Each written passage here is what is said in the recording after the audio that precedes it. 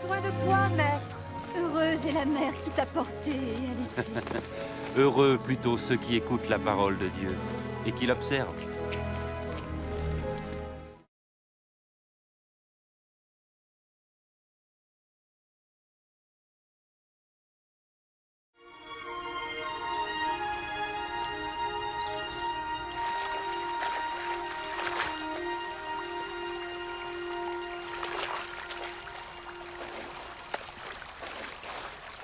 Apprends-nous à prier, comme Jean l'a appris à ses disciples. Quand vous priez, dites « Notre Père qui es aux cieux, que ton nom soit sanctifié, que ton règne vienne, que ta volonté soit faite sur la terre comme au ciel. Donne-nous chaque jour notre pain quotidien. Pardonne-nous nos offenses, comme nous pardonnons aussi à ceux qui nous ont offensés. Protège-nous contre la tentation et délivre-nous du mal. »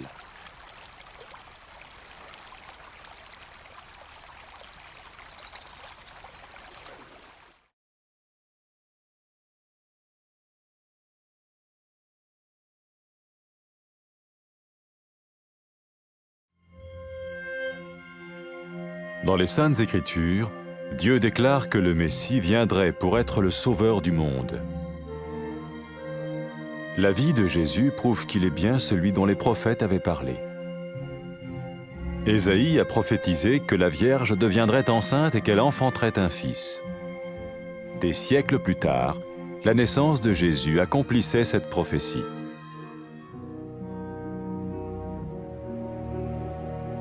Les Saintes Écritures déclaraient que le saint à naître serait appelé le Fils de Dieu. Cela signifiait que Jésus serait le Fils de Dieu au sens spirituel et non au sens physique. Nous le voyons par sa manière de vivre. Il a guéri des malades, il a pardonné leurs péchés, les a ramenés à Dieu et leur a promis une place dans le royaume éternel de Dieu. Il s'est offert lui-même en sacrifice pour le péché à leur place. Puis il est revenu à la vie, victorieux sur la mort selon le plan de Dieu. Jésus a dit « Personne ne me prend la vie, mais je la donne de ma propre volonté. » La vie de Jésus n'a pas seulement accompli les écrits des prophètes, mais elle a aussi confirmé la vérité de la sainte parole de Dieu. Les prophètes avaient écrit « Ta parole, ô mon Dieu, est parfaite, elle dure à toujours. » Jésus lui-même a dit « Le ciel et la terre disparaîtront, tandis que mes paroles ne disparaîtront jamais. » Jésus est venu pour nous donner la vie dans toute sa plénitude. Et quand l'homme a désobéi à Dieu dans le jardin d'Éden, il a choisi sa propre voie et ses actions l'ont séparé du Créateur.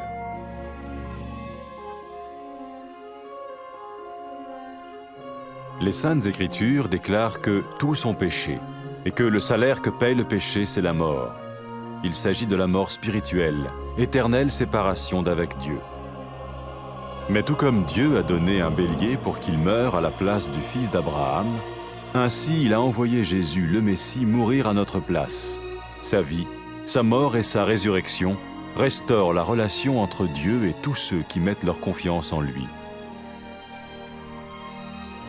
Maintenant, non seulement Jésus pardonne les péchés de ceux qui le suivent, mais il les sauve aussi du jugement éternel de Dieu.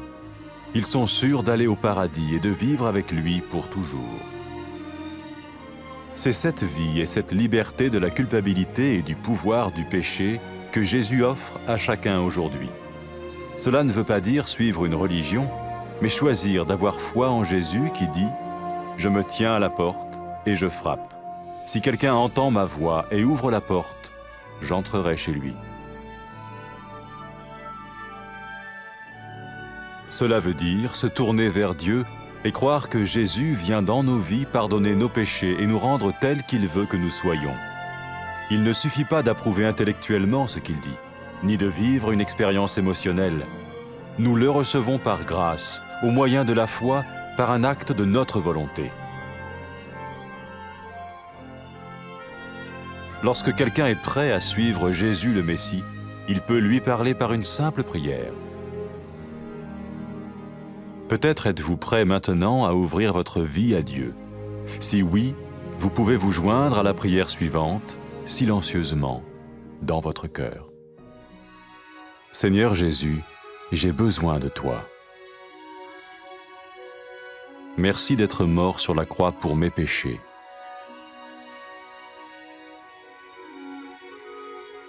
Je confesse mes péchés et je m'en repens.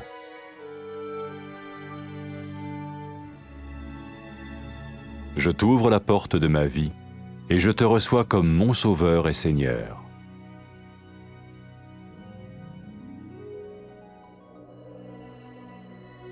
Merci de me pardonner mes péchés et de me donner la vie éternelle.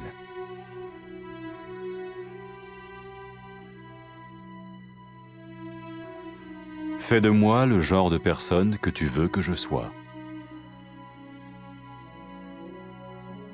Maintenant que je deviens l'un de ceux qui te suivent. Amen.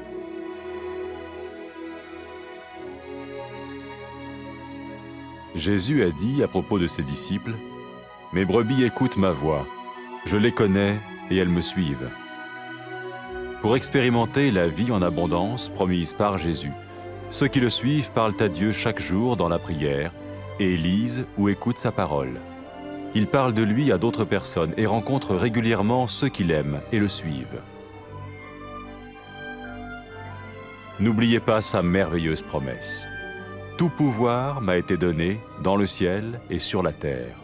Et sachez-le, je vais être avec vous tous les jours, jusqu'à la fin du monde.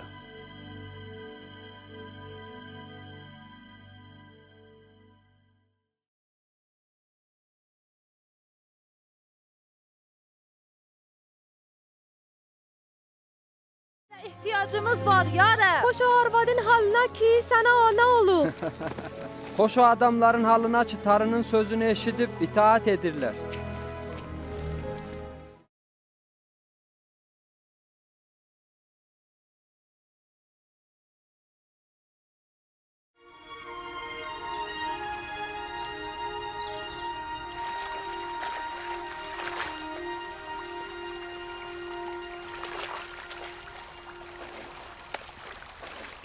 Dua etməyi bizə öyrət. Necə ki, Yəhya şagirdlərinə öyrətdi.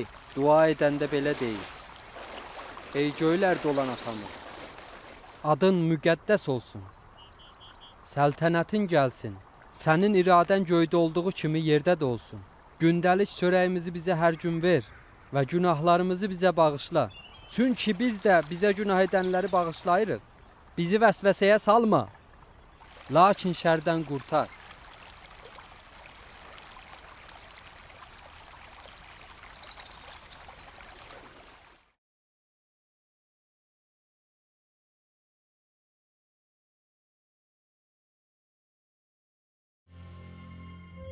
Çox illər qabaq müqəddəs kəlamda peyğəmbərlər yazdılar ki, Tarı Məsihi insanlara nicat vermək üçün göndərəcək.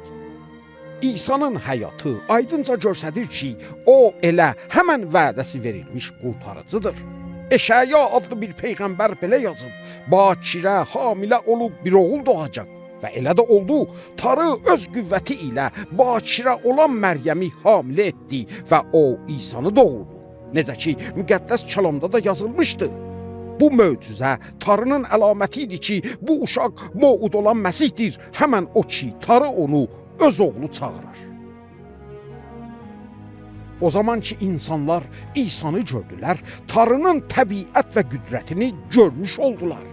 İsa insanlara şəfa verdi və onların günahlarını bağışladı və onlara vədə verdi ki, onun əbədi padişahlığında olacaqlar. İsa həyatını bütün insan xalqı üçün fəda edib, onların haqq etdiyi cəzanı özü çəkdi. Sonra dirildi və göstərdi ki, onun qüdrəti ölümün qüdrətindən daha da böyükdür. İsa'nın həyatı peyğəmbərlərin yazdıqlarını yerinə yetişdirdi və təsdiq etdi ki, Tanrının kəlamı qüsursuz və əbədidir, necə ki, peyğəmbərlər də demişdilər. İsa bunu da dedi. Mənim sözlərim heç vaxt aradan getməyəcək. İsa gəldi ki, bizə həyat versin, həm də bütün doluluğu ilə. elə həmən o kamil həyat ki, ilk kişi və arvadı yaradanda onlara vermişdi. Amma onlar Tanrıya etimad etmədilər və onun əmrindən çıxdılar. Bu həyasız iş bais oldu ki, Tanrıdan ayrı düşsünlər. Müqəddəs kəlamda yazılıb ki, bütün insan xaylağı günaha batıb və günahın nəticəsi də ölümdür. Amma necə ki, Tanrı bir qoç hazırladı ki, İbrahimin oğlu yerində qurban olsun, eləcə də Tanrı İsanı göndərdi ki, Adəmin nəsilləri yerində qurban olsun. Bunu onun üçün etdi ki, İsa'ya təvəkkül edən adamlar Tanrının huzuruna gələ bilsinlər. Onun üçün də İsa'ya peyrəv olan adamlar cəhənnəm cəzasında olmayıb əbədə kimi Tanrı ilə yaşayacaqlar.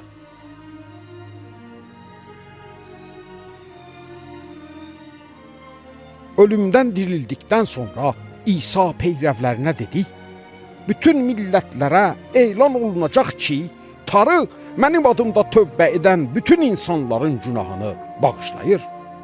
İsa bunu da dedi ki, Tanrının müqəddəs ruhunu da göndərəcək ki, onun peyrəvləri ilə olsun və onlara həqiqəti göstərsin. O zaman ki, günahkar bir arvad tövbə edib Rəbb İsa'ya peyrəv oldu, İsa ona buyurdu, günahların sənə bağışlandı, mənə olan imanın sənə nicat verdi. İsa dedi ki, insanlar Tanrını həqiqi bir şəkildə sevəndə bilinir ki, Tanrı onların günahlarını bağışlayır. O adamlar ki, qərar verirlər İsa'ya peyrəv olsunlar, belə sözlərlə onunla səmimi bir rabitə başlaya bilərlər. Ey Tanrı, sən müqəddəs və taalasan. Məni sevdiyin üçün səndən təşəkkür edirəm. Sənə etimad etmədiyim üçün ürəyim çox da kədərlidir. Təşəkkür edirəm ki, İsanı mənim əvəzimdə fəda olmaq üçün göndərdin ki, çarmıx üstündə mənim cəzamı çəksin və təkrar ölümdən dirilsin. İstəyirəm sənə peyrəv olum. İndi İsanı öz qurtarıcım və öz Rəbbim adında qəbul edirəm. Təşəkkür edirəm ki, mənim günahlarımı bağışlayıbsan və mənim üçün yol açıbsan ki, əbədə kimi sənlə qala bilim. Xahiş edirəm ki, müqəddəs ruhu mənə verəsən, elə ki, mənimlə olsun və mənə sənin yolunu göstərsin. Qoy müqəddəs ruh mənə elə qüdrət versin ki, səni bütün ürəkdən sevim və səni razı edən həyatı yaşayım. Qoy insanlar dünyanın hər yerində sənə həmd etsinlər. Amin. İsa öz peyrəvləri barədə dedi, mənim qoyunlarım mənim səsimi eşidirlər. İsa'ya peyrəv olanlar bir-birləri ilə toplanırlar, onunla hər gün danışırlar, müqəddəs kəlamda gələn onun sözlərini hər gün oxuyurlar. Çalışırlar ki, o qoyduğu nümunə kimi yaşasınlar və o haqda başqa insanlara müjdə verirlər. Onlar İsa'nın bu sözünü xatırda saxlayırlar ki, demişdi, Tanrı göydə və yerdə bütün iqtidarı mənə verib. Arxayın bilin ki, mən dünyanın axırınacan sizlə varam.